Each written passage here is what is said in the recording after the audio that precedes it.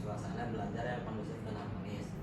Sekolah tidak hanya tempat untuk menerima pendidikan formal, tapi juga sebagai wadah untuk siswa dan siswi mengembangkan sikap kedisiplinan, keterampilan sosial, serta tanggung jawab.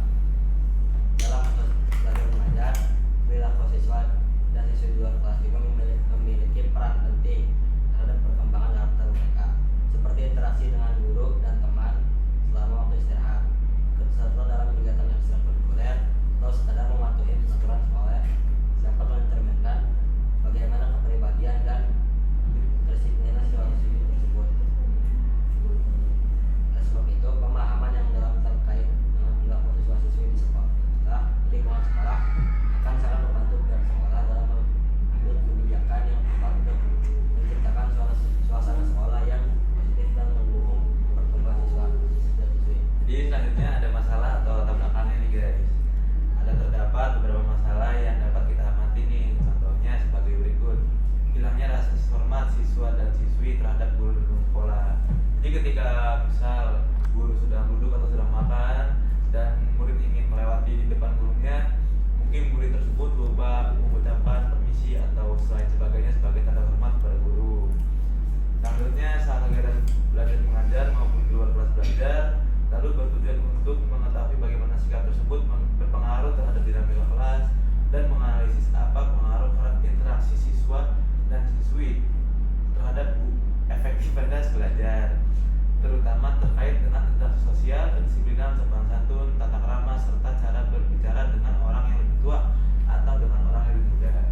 Oke, jadi sebenarnya apa sih tujuan pengamatan kali ini? Sebenarnya pengamatan ini dilakukan atas tujuan untuk mengamati bagaimana perilaku siswa dan siswi SMP di lingkungan sekolah saat kegiatan belajar mengajar maupun di luar kelas belajar. Lalu apa sih tujuannya?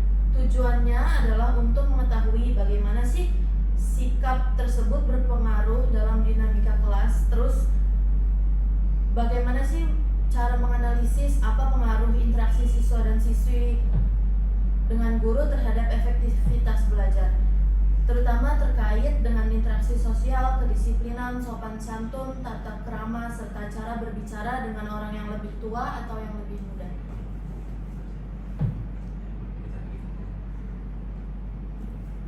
Baca semuanya.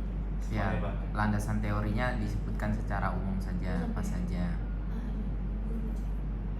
Jadi Sebagai selanjutnya rujukan. teori pengamatan nih guys. Ada 3. Yang pertama teori perilaku, kedua teori kegiatan belajar mengajar atau teori KBM, yang ketiga adalah teori motivasi. Yang pertama nih, teori perilaku. Teori perilaku adalah salah satu teori dalam psikologi yang menjelaskan bahwa perilaku manusia dapat dipelajari melalui interaksi dalam lingkungan.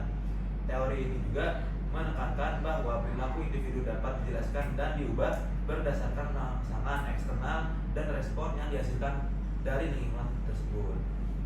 Terus apa sih teori kegiatan belajar mengajar atau KBM itu? Sebenarnya teori KBM adalah konsep yang merujuk pada proses interaksi antara guru dan siswa-siswi dalam kegiatan belajar mengajar. Teori ini meliputi berbagai pendekatan yang digunakan dalam proses pembelajaran, baik dari segi perencanaan, pelaksanaan, hingga evaluasi pembelajaran. Lalu apa itu teori motivasi? Teori motivasi adalah menjelaskan dorongan internal dan eksternal yang mempengaruhi tindakan seseorang untuk mencapai tujuan tertentu. Motivasi merupakan faktor penting dalam psikologi yang mempengaruhi perilaku, produktivitas, dan pencapaian seseorang. Data observasi yang digunakan yang pertama adalah tujuan pengamatan. Tujuan pengamatan adalah siswa dan siswi SMP. Yang kedua, observasi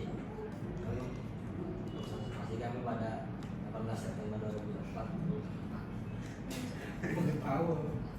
sempat lokasi pengamatan lingkungan sekolah Indonesia Bangkok.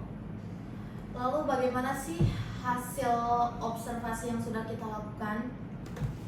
Jadi yang pertama nih, ada 4 hasil observasi yang telah kita lakukan selama kita membuat observasi berikut. Yang pertama ada interaksi sosial, kedua kedisiplinan, yang ketiga kegiatan di luar kelas, dan yang keempat atau terakhir sikap terhadap guru. Lebih tepatnya sikap murid terhadap guru.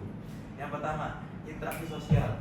Sebagian besar siswa atau siswi menunjukkan sikap ramah dan akrab dengan sesama teman maupun sama guru. Kelompok-kelompok siswa atau siswi cenderung terbentuk berdasarkan kedekatan pertemanan, seperti siswa atau siswi satu kelas atau yang sering mengikuti kegiatan ekstrakurikuler bersama. Siswa nampak banyak menghabiskan waktu istirahat dengan berbincang, bermain, atau makan bersama dengan kerabat atau teman-teman. Ada juga siswa yang terlihat aktif dalam organisasi sekolah seperti OSIS, yang sering berinteraksi dengan guru dan siswa lainnya untuk mengurus kegiatan di sekolah. Lalu ada hasil di bagian kedisiplinan yang berisi kedisiplinan siswa di sekolah.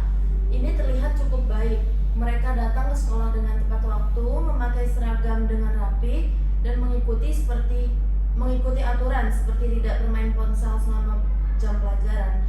Namun, ada beberapa siswa yang terlihat sering terlambat masuk kelas setelah jam istirahat dan beberapa siswa yang melanggar aturan larangan yang hanya mendapatkan konsekuensi menyanyikan lagu Indonesia Raya yang menyebabkan teguran dari guru piket. Lalu dari bagian kegiatan di luar kelas, selama waktu istirahat dan setelah jam sekolah, beberapa siswa terlihat bermain biliar, mengobrol dengan teman, atau hanya duduk-duduk di koridor sekolah. Beberapa siswa juga memanfaatkan ruang komputer untuk mengerjakan tugas. Di sisi lain, sebagian siswa lebih memilih diam di dalam kelas atau di depan kelas tanpa aktivitas yang signifikan. Hal ini menunjukkan bahwa ada variasi dalam siswa bagaimana cara mengisi waktu luang mereka. Lalu yang keempat ada sikap terhadap guru. Siswa secara umum menghormati guru, mereka menyapa guru yang lewat dengan cepat. Meskipun ada beberapa siswa yang cenderung cuek atau terlalu asik dengan kegiatan mereka sendiri, dalam situasi formal seperti di kelas atau saat kegiatan sekolah, siswa terlihat mematuhi perintah guru dengan baik. Oke, sekian dari Kesimpulan. kami. Kesimpulannya dibaca. Iya, kesimpulan. Jadi Kita memiliki kesimpulan dari semua observasi yang kami teliti, yang ada. Hasil observasi tentang perilaku siswa di lingkungan sekolah menunjukkan bahwa secara keseluruhan siswa atau siswi memiliki interaksi sosial yang sangat baik atau cukup baik dengan banyak dari mereka yang saling menghargai dan bekerja sama dalam berbagai kegiatan berkelompok. Mereka terlihat aktif dan berpartisipasi dalam kegiatan ekstrakurikuler seperti olahraga yang mencerminkan semangat belajar dan mengembangkan diri di luar jam pelajaran. Namun meskipun sebagian besar mematuhi aturan di sekolah seperti berpakaian seragam dan menghormati jadwal, terdapat beberapa siswa-siswi yang sering terlambat dan kurang disiplin dalam hal ini. Di dalam kelas banyak siswa-siswi yang menunjukkan perhatian dan keaktifan, tetapi juga ada cenderung yang kurang fokus, mengalihkan perhatian teman atau berperilaku mengganggu. Selain itu, perhatian terhadap kebersihan lingkungan sekolah bervariasi. Sementara beberapa siswa dan siswi aktif menjaga kebersihan dan kerapihan, namun masih ada yang kurang peduli terhadap pentingnya menjaga lingkungan. Secara keseluruhan, perilaku siswa dan siswi di sekolah cenderung positif, tetapi ada beberapa aspek yang memerlukan perhatian lebih untuk menciptakan suasana belajar yang lebih kondusif dan mendukung perkembangan karakter yang baik. Upaya lebih lanjut perlu dilakukan untuk meningkatkan disiplin, perhatian di kelas, dan kepedulian terhadap lingkungan dan antara siswa dan siswi. Oke. Jadi mungkin sekian observasi atau penelitian dari kami. Kurang Kurang mohon maaf. Terima kasih atas perhatiannya. Assalamualaikum warahmatullahi wabarakatuh. Waalaikumsalam